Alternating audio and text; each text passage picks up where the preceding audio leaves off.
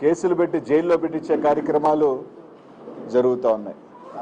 అధికారంలోకి వచ్చిన తర్వాత మేము ఏం మంచి చేశామని చెప్పుకునే పరిస్థితి ఒకటి కూడా లేదు. పలాన్ని మంచి చేశాం, పలాని సంక్షేమం చేశాం, పలాని అభివృద్ధి చేశాం. ఏదైనా చేస్తుంటే గత ప్రభుత్వంలో జగన్మోహన్ రెడ్డి గారు చేసిన ఈ ఎన్నికలు అయిపోయిన తర్వాత వాటికి రిబ్బన్ కట్టింగ్లు చేసి దాన్ని మైలేజ్ తీసుకోవటం తప్ప తాను మొదలుపెట్టి ముగించింది ఏంది అంటే శూన్యం. సంక్షేమం ఏంట్రా అంటే శూన్యం. ఈ రాష్ట్రాన్ని అభివృద్ధి ఏ విధంగా దిశగా తీసుకెళ్తున్నాము అంటే దాడులు చేయించడం, నోరెత్తిన వాళ్ళ మీద కేసులు పెట్టించడం, జైల్లో పెట్టడం, ఇదే కార్యక్రమం జరుగుతూ ఉంది. ఈరోజు కాపు నాయకులైన రాంబాబు అన్న మీద ఏ విధంగా ఇంటి మీద దాడి చేశారు, ఏ విధంగా ఆఫీస్ ధ్వంసం చేశారు. ఇళ్లలో ఆడవాళ్ళు ఉన్నారు, పిల్లలు ఉన్నారు, అయినా లేకుండా దాదాపు వందలాది మంది వెళ్ళి ధ్వంసం చేయటం. నిన్న ఇక్కడ మైలవరంలో మాజీ మంత్రివర్యులు బీసీ నాయకుడు జోగి రమేష్ అన్న ఇంటి మీద ఆయన ఇంట్లో లేనప్పుడు వీడియోలు చూసాం. పెట్రోల్ బాంబులు ఇంటి మీద వేయటం, అవి మంటలు రేగటం. ఒకవేళ నిజంగా అది దార్బంధరాలు తగిలి ఇబ్బంది అయ్యింది, ఒకవేళ ఇంట్లో కానీ వెళ్ళి ఉంటే, ఇంట్లో ఆడవాళ్ళు ఉన్నారు. ఈరోజు వాళ్ళు తెలుగుదేశం పార్టీలో ఆడవాళ్ళంటే వాళ్ళ పార్టీలో మాత్రమే భార్యలు, చెల్లెళ్ళు, కూతుర్లు ఉంటారు, అక్కలు. వేరే పార్టీకి సంబంధించి అయితే మాత్రం దౌర్జన్యాలు చేసినా, ఇళ్ల మీద ధ్వంసాలు చేసినా, ఇళ్ల మీద పగలగొట్టినా ఇబ్బందిలే.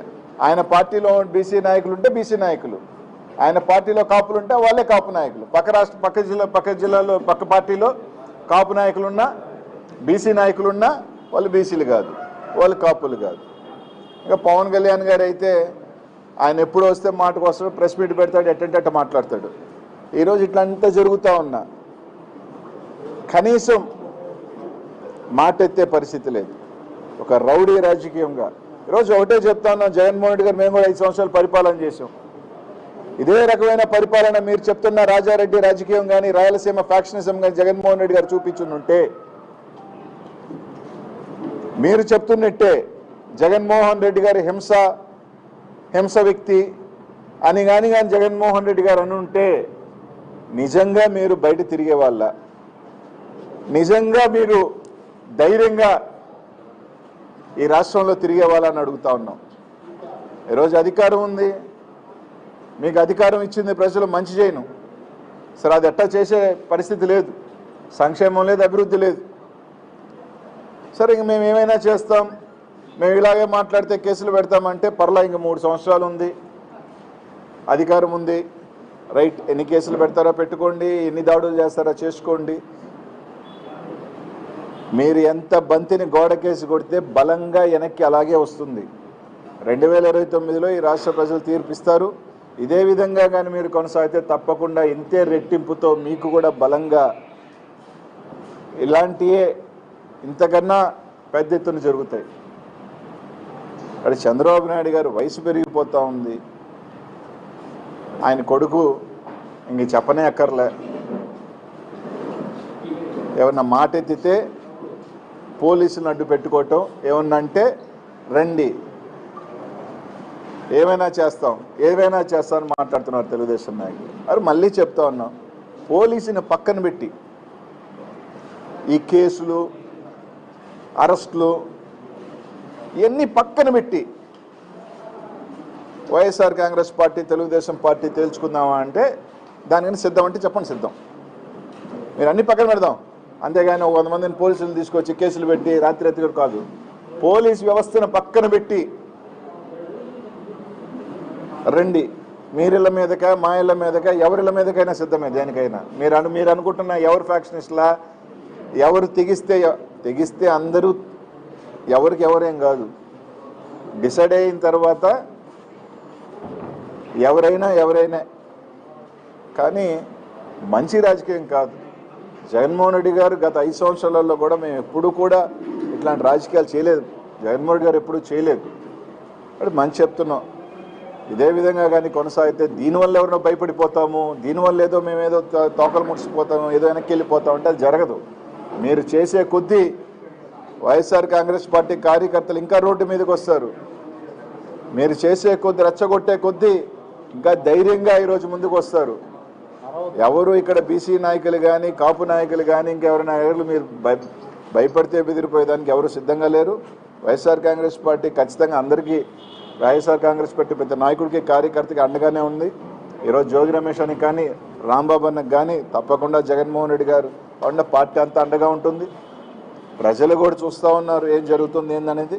తప్పకుండా బుద్ధి చెప్పే రోజు దగ్గరలోనే ఉంది. మహా అంటే ఇంకా 3 సంవత్సరాలు, రైట్, 3 years మీకు నచ్చింది చేసుకోండి, కేసులు పెట్టుకోండి. ప్రతి ఒక్కరికి కూడా ఒక ఎక్స్పైరీ డేట్ ఉంటుంది. ప్రతి ఒక్కరికి కూడా ఒక ఎక్స్పైరీ డేట్ ఉంటుంది. మీ ఎక్స్పైరీ డేట్ 2029. కాబట్టి అంత లోపల నచ్చింది చేసుకోండి, పెట్టుకోండి. అందరి మీద కేసులు, జైళ్ళు ఏం చేసుకోవాలి. కానీ ఇళ్ల మీదకి వచ్చే సంస్కృతి మాత్రం ఖచ్చితంగా ఇది మంచి పద్ధతి కాదు. ఇళ్లలో ఆడవాళ్ళు ఉంటారు, మహిళలు ఉంటారు, వాళ్ళకి రాజకీయాలు అంటే సంబంధం లేని వ్యక్తులు, పసిబిడ్డలు ఉంటారు. జరగరాంది జరిగితే ఎవరు బాధ్యత వహిస్తారు? అన్నారో లేదో తెలియదు కానీ ఒక మాటకి రాష్ట్రం అంతా తిరిగి కన్నీళ్ళు పెట్టి తిరిగారు మీరు. అది అన్నారో లేదో తెలీదు, నిజం అబద్ధం తెలియదు, కానీ ఒక చిన్న మాటకి అది తప్పైనా ఒప్పైనా దానికి మీరు రాష్ట్రం అంతా తిరిగారు కదా. ఈరోజు అదే మహిళలు కదా ఈ పార్టీలో కూడా ఉన్నారు, అదే మహిళలు కదా ఈరోజు ఇళ్లలో ఉన్నారు. మనుషులు లేని టైంలో నేను రమేష్ అన్న ఇంట్లో లేడు, తిరుపతిలో ఉన్నాడు. ఈరోజు ఇంట్లో మీదకి దాదాపు ఒక 100 మంది గుంపు మగోళ్ళు వచ్చి ఆ విధంగా పెట్రోల్ బాంబులు వేసి యాసిడ్లు వేసి మంచి పద్ధతి కాదు. తప్పకుండా అందరూ మూల్యం చెల్లించుకుంటారు. ఎవ్వరూ ఏమీ అతీతులేం కాదు. ప్రతి ఒక్కరూ తప్పకుండా మూల్యం చెల్లించుకోవాల్సిన రోజు దగ్గరలోనే ఉంది. దాడిలో టీడీపీ వాళ్ళు పాల్గొన్నారని చాలా క్లియర్గా కనిపించింది. కానీ టీడీపీ ఎంపీ కేసులని చెప్పింది రాంబాబు కావచ్చు, లేదంటే జోగి వారింటిపై వాళ్ళ కార్యకర్తలతోనే దాడి చేయించుకున్నారు. ఇదంతా జగన్మోహన్ రెడ్డి పార్టీ అలవాటని ఆయన నిన్న కామెంట్ చేశారు. సరే, నిజమే కదా. దాడులు చేసే వచ్చే నాయకులు వీడియోలు ఉన్నాయి, పెట్రోల్ వేసేవాడు వాళ్ళ వీడియో ఉంది. ఆ 100 మంది 200 300 మంది నీట్గా నడిచి వచ్చే వీడియోలు ఉన్నాయి. వాళ్ళు ఏ పార్టీ కార్యకర్తలు ఏ పార్టీకి ఫ్లెక్స్లు కట్టుకున్న సంగతి రాష్ట్రం అంతా తెలుసు. కాబట్టి వెనక నుంచి పొడిచే వెన్నుపోటు రాజకీయం వైఎస్ఆర్ కాంగ్రెస్ పార్టీకి జగన్మోహన్ రెడ్డి గారికి లేదు. వెన్నుతో పెట్టిన విద్య, వెన్నుపోటుతనం కానీ వెనక నుంచి దెబ్బ కొట్టడం వ్యక్తిత్వం అది తెలుగుదేశం పార్టీకే ఆ పార్టీ లాక్కున్న రోజు నుంచి తెలుసు. జగన్మోహన్ రెడ్డి గారికి అలవాటు లేదు. మాకు రొమ్ము ముందు చూపించుకొని కొట్లాడటమే తెలుసు. జగన్మోహన్ రెడ్డి గారు సీఎంగా ఉన్నప్పుడు అనుచిత వ్యాఖ్యలు చేశారని చంద్రబాబు ఇంటి దగ్గరికి వెళ్ళి ఆందోళన చేశారు.